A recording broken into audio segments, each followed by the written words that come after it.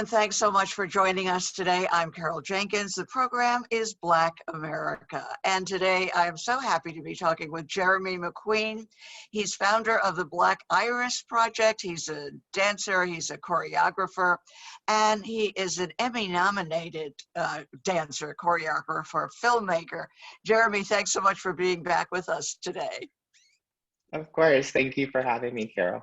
So the last time we talked with you on Black America, what has happened since then is you've gotten this Emmy nomination. So tell us all about that before we get into your current work. Yeah, the first dance film I have ever created, entitled A Mother's Right, it traces one Black mother's journey through multiple stages of grief after losing her son to police brutality. It's become one of our most popular pieces, and I'm so thrilled that it was nominated for an Emmy. Right. And so this whole idea of film, not totally new, but certainly during this pandemic era, has become a creatives in the broad sense way of reaching the masses since in-person experience has been limited. Talk to us a little bit about what you've experienced during the pandemic and the creativity and how film has, I think, aided in that. Yeah, the first film that I made was really out of a necessity of how can I reach more people? Not being a super popular choreographer or company yet, it was important to me to find creative ways for us to continue to share our work that we had worked so hard on. So being able to create a film adaptation that complements a stage version, I felt like it would just be able to reach people around the world. And so with the pandemic, unfortunately, theaters have been closed for the past year, and we've been unable to gather in a way that we can really enjoy and experience something together. But it was a great time to really think about how can we still create that same energy or similar energy and feeling, and carry on these such needed conversations about social justice, equity, inclusion, diversity, and in so many other different ways. Sure. So I think it's actually widened and deepened the audiences, this whole idea of going to video, to streaming, to Zooming, and all of that has made our society much more equitable in a very strange sort of way. But I don't know what it does for the economics of the actual, performer. How does that play out? I mean, can you actually get people to pay for the video experience as opposed to the in-person experience? I'll say it's definitely been a challenge, because at the beginning of the pandemic, so many organizations were literally giving content away for free to purely, help keep everyone lifted and inspired and hopeful. And I understand that. However, the way that our performing arts community has really been hit hard during this pandemic, it comes to a point where you have to say, I can't keep giving my work away for free. Donations are wonderful. And we did a number of free events over the summer, and we were able to generate some buzz and some support. But in order to really gather support to continue, ticket sales are important. So it's definitely been a challenge. I think also the way that we view and honor art has been a very big conversation for me in particular. We can easily spend $25 on a bottle of wine or 2 cocktails out at a bar, but for some reason, sometimes being in your home and paying $25 to experience a film such as ours, people have a hard time doing that. But at the end of the day, it's like, if you think about 2 people going to the movies, that's going to be at least $15 per person, plus snacks and all these different things. So it's really taking this time to re-educate our communities about the value of the arts and the benefits of really investing in artists. And especially taking a family to the movies, if you have 2 or 3 children and 1 or 2 parents, I mean, you're spending a small fortune stepping into a movie theater, certainly a play or anything like that, a concert, a dance recital. So we need to encourage that, that transition from the in-person to valuing the artists and understanding that the artists have to survive, they have to eat, they have to pay for the expenses of making their magic. Yeah, of course. Some bigger organizations, they've been able to have these, huge endowments from corporations and funders to be able to underwrite, their ticket sales and to make their things free to their communities. But, for us being such a small organization, we're just not there yet. So literally every penny, nickel, dime, and dollar, really adds up to, can we continue and how can we continue to really impact and inspire our communities? Yeah, but you've the Black Iris Project, you've gotten funding. The Soros funding, especially is extremely impressive. Talk to us about a little bit more about the project. You're conceiving it, and the major funding that's coming your way for your work. Yeah, it was such an unexpected blessing that happened during the middle of the pandemic. I'm also the first choreographer to ever receive a Soros Justice Fellowship. So it was one of those things where even in the application process, I almost talked myself out of applying a number of times because I said, why me? Why me? Why this opportunity right now? But something in my heart just told me to go for it. And I decided to try this proposal to create this truly wild ballet called Wild. And it's been such a blessing to be able to have the opportunity to have some support during this time, to be able to not only share such necessary stories, but to also be able to create opportunities for other Black artists to be able to work during this time. Right. So wild is a concept, related to two things, where the wild things are, and also related to the Equal Justice Institute in Alabama. Tell us that story, because this is what the Soros Foundation funded, because they're in their criminal justice funding. You as an artist were able to get one of these first grants. But talk to us about that project, how it all started. Yeah, it started in 2019. I was originally commissioned by the Nashville Ballet to create a new work, or the idea of a new work. It was really a playground for me to explore the type of work I would create in a larger context for the company. And they paired me with a dynamic composer named Morgan. Morgan is an incredible singer-songwriter based in LA, but originally from Nashville.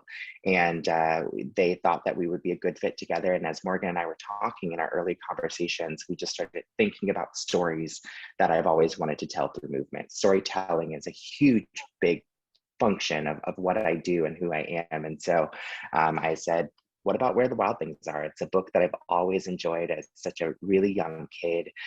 Just being able to see this young boy, despite being in his room without supper, he was able to imagine a world greater than himself, one where he reigns superior and is loved and is valued. And that was something for me in my career that always has just continued to propel me. Living in San Diego, California, I had no idea what a career would be like in New York City, but I allowed my imagination, I allowed my television and the Lincoln Center live performances on PBS to propel me and fuel me with inspiration and motivation to keep going. And so I was very much similar to that young boy, imagining and dreaming of this world where I could actually allow my creativity and my voice to really flourish. But it was upon going to the EJI, the Equal Justice Initiative in Montgomery, Alabama, while on a trip visiting my family, that I fell in love with this portrait by Richard Ross, an incredible photographer. And it was a picture of a young boy about 12 years old in a Mississippi detention center. And he's staring at the walls behind him. And the walls are all covered in etchings and affirmations. One in particular says "North or nothing." And I just started to think about just how traumatizing this experience must have been for this young boy. But at the same time, he's surrounded by almost like this community of people that have come through these walls and lived in this space, and that have left their mark on these walls as a way of offering hope and inspiration and encouragement. And I was just so struck by that portrait. I kept bringing my cousin around so that I could come back and look at it some more. You couldn't take pictures in the EJI, so I was like, I've got to at least write down who took this picture, because it was just so striking. Jeremy, the interesting thing is that picture struck me as well when I visited EJI. So, you've taken it to another level. Let's take a look at the ballet that you created and the film that you created called Wild, and we'll talk about it a little bit more on the other side.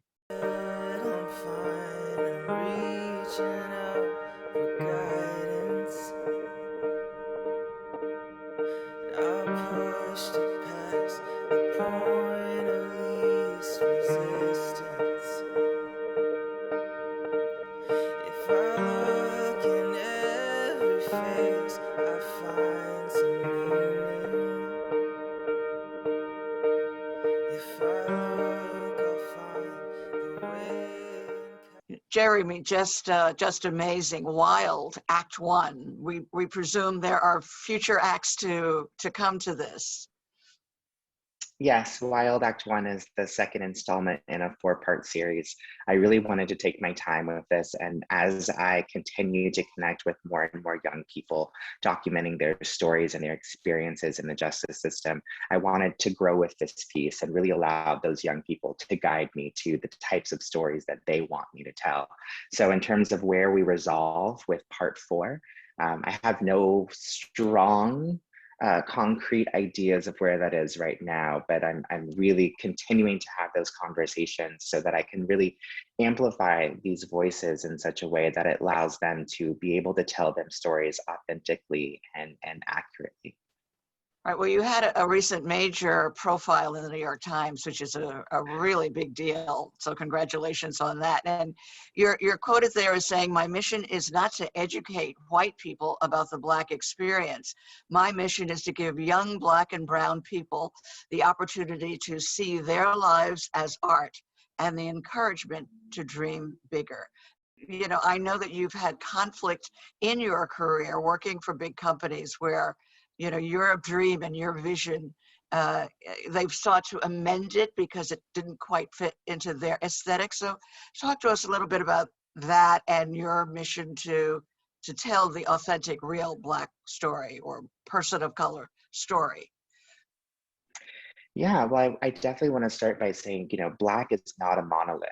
We are not all the same. We do not all know each other. We do not all like the same things. So for me, one of the things that I'm very cognizant of when I'm creating my work is that understanding that I'm telling stories that are authentic and real to people. However, it's not all people. But there's definitely been a number of challenges throughout my journey, particularly in the ballet world, where my ideas have been questioned. In particular, the first classical ballet ever created was for the Joffrey Ballet, and it was entitled Black Iris. And I wanted to cast a young Black dancer as my lead. And even in my decisions to choose her, it was constantly questioned. It was constantly like, but are you sure you want to do that? Are you sure you don't want to do this? I also wanted to put the ensemble dancers in pink tights and have them wearing like ballet skirts. And the directors at the time felt that the dancers' bodies were not suitable for that type of costume and that they should be in something a bit more contemporary. I was always kind of pushed to do things that were a little bit more stereotypically Black or of color. And that really made me incredibly frustrated to feel like my voice was not warranted. They wanted the idea of me or my body or my image for their own personal press and promotion, Right. but they didn't really want to hear about my perspective of what it's like to be a Black man in such a white dominated field. And so you started Black Iris Project, which is a wonderful, you know, extended company fellowship. Tell us the structure of it and how you have created dances. I know that Misty Copeland is a supporter of your work. Yes, you know, it was just a series of events that led up to me deciding to take this journal entry from my experience in 2013, then transforming it into a collective in 2015.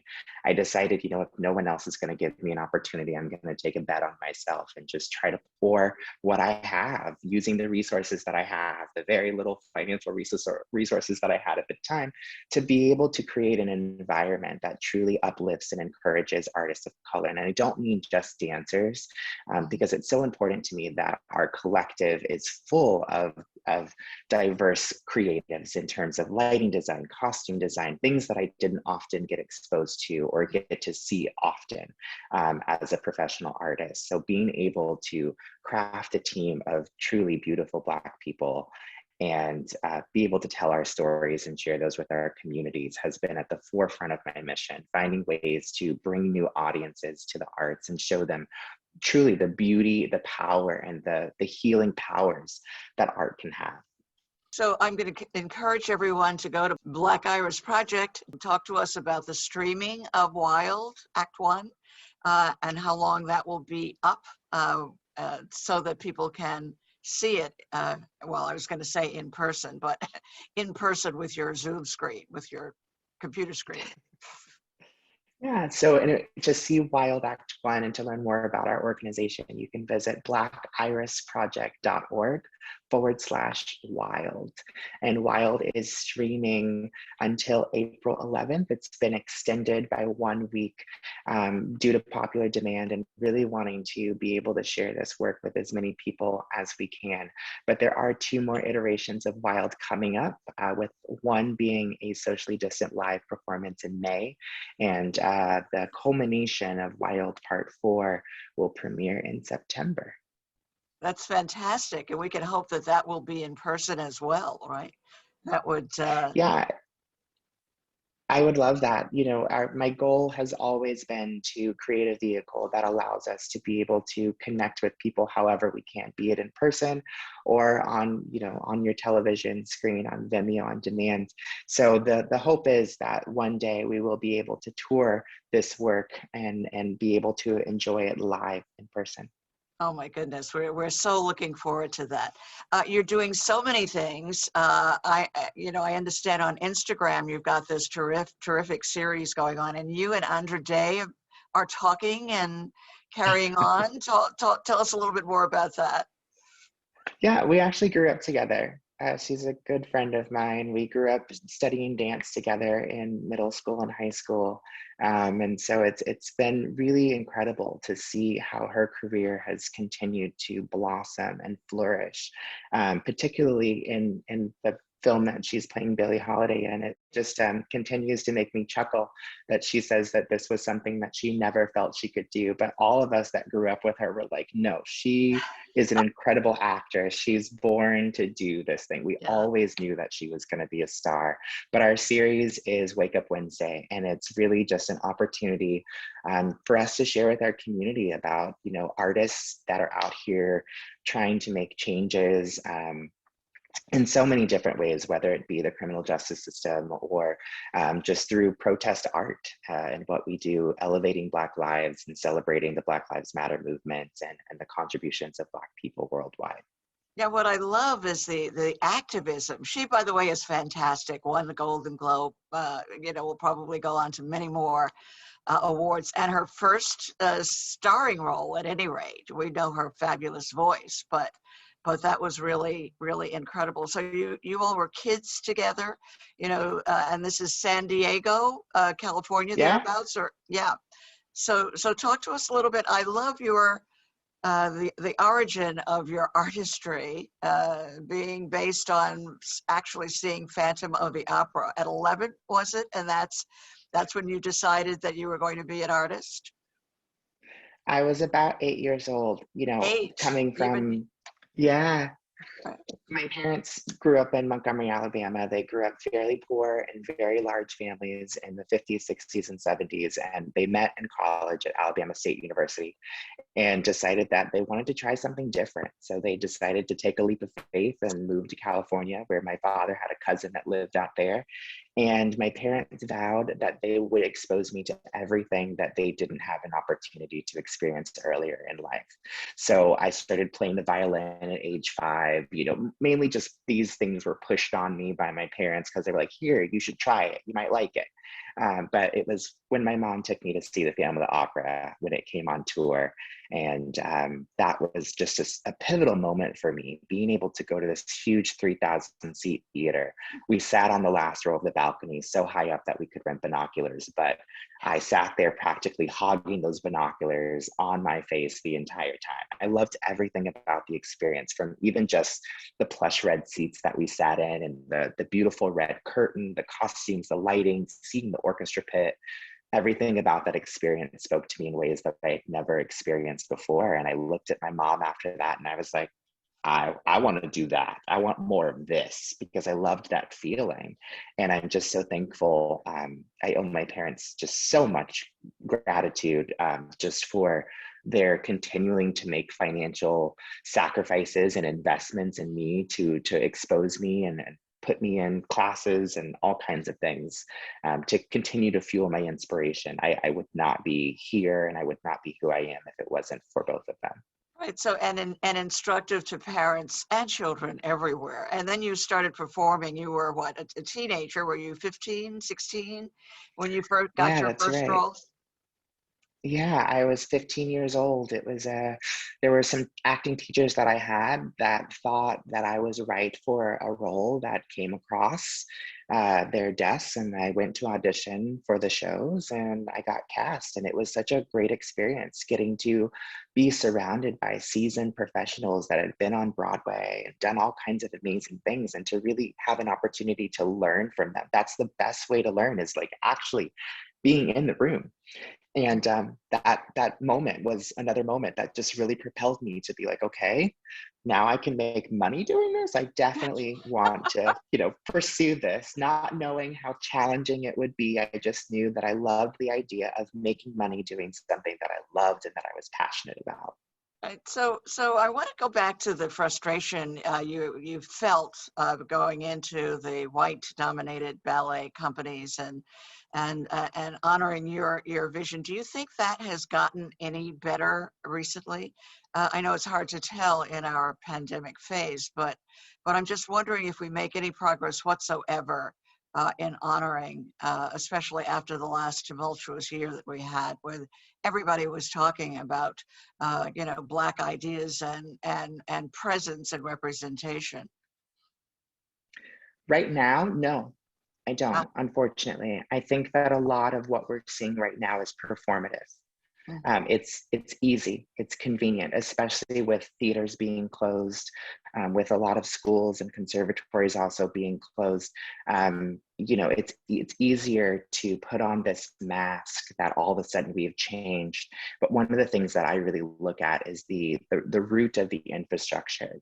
Who are the people working behind the scenes? Who are the leaders of that organization? And do they reflect the diversity that we do see in the students or in the adult professionals? That was something as a young kid, my parents always questioned intentions of white authority figures. My mom and dad would say, well, how many people of color work at that institution? Whenever someone wanted to give me a scholarship because I was a Black boy or whatever it may be, they always questioned, well, how diverse really is the organization, or are you there just to meet a quota? And I think that right now we're doing a lot of right now, I think Black people are currency, unfortunately.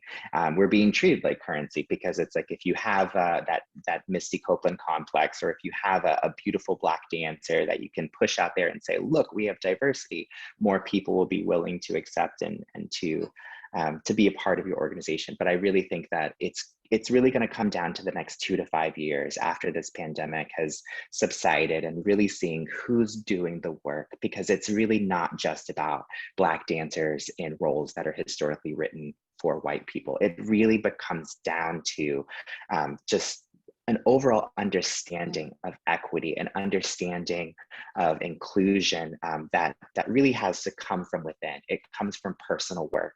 But I, as a Black man myself, that has been one of very few in so many situations. Another thing that I feel like you can't really do is just Right. take a Black kid and put them in a white environment and expect them to swim.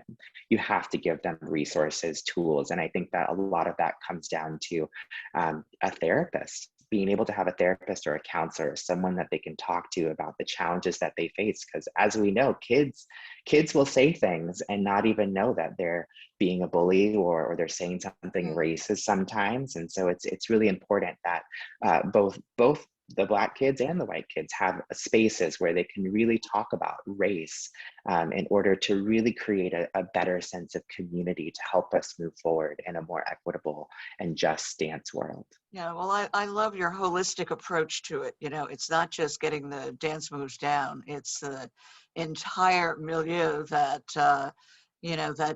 Black people, experience in the white world. I know you're looking at the next 2 to 5 years. Are you optimistic? Or what do you think will make the big change in the creative arts for people of color? Yeah, I believe I'm generally optimistic. I always try to look at life as the glass half full versus half empty. And Good. so, in terms of the next 2 to 5 years, I look forward to the growth and the change that I know can come. But I know that it also takes a really deep investigation with oneself and really doing that research and really doing that personal work to help us move forward.